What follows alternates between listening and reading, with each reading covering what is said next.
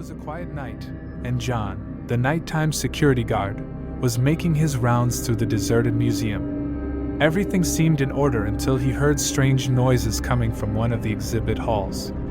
As he approached, the sounds grew louder, and he could hear what sounded like footsteps pacing back and forth. John called out, "Is anyone there?"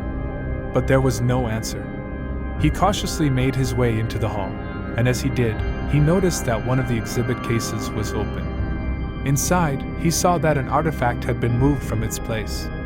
As he went to investigate, he felt a cold breeze brush past him, and the exhibit case slammed shut on its own. John was startled but tried to keep his cool.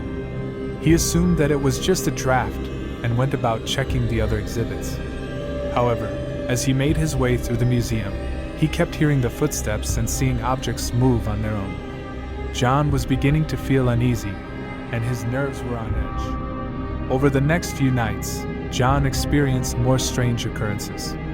Objects would move on their own, and he would hear strange noises coming from the dark corners of the museum. John tried to ignore it, thinking that it was just his imagination, but he couldn't shake the feeling that something was off. One night, as John was making his rounds, he heard the same footsteps coming from the exhibit hall he had encountered before.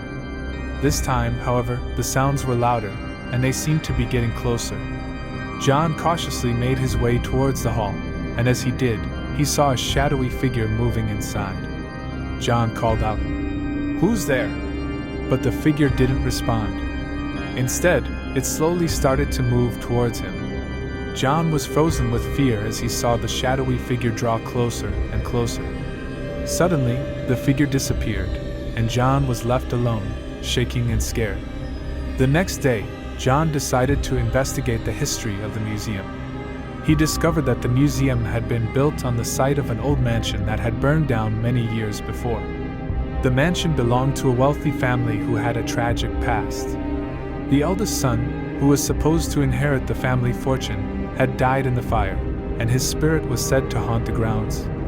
John realized that he had encountered the ghost of the eldest son, who was trying to communicate with him. John decided to try and communicate with the ghost himself.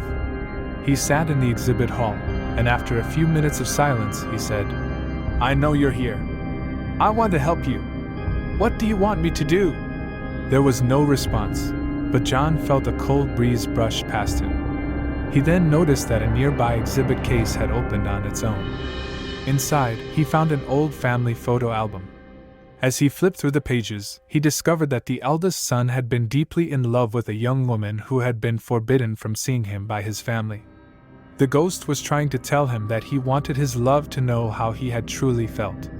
John was determined to help the ghost and contacted the family of the young woman. With their help, John was able to deliver the message from the ghost to his love, and she was finally able to understand how much he had loved her.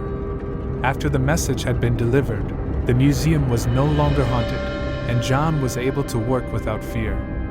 However, he could never forget the strange occurrences he had experienced, and the tragic story he had uncovered.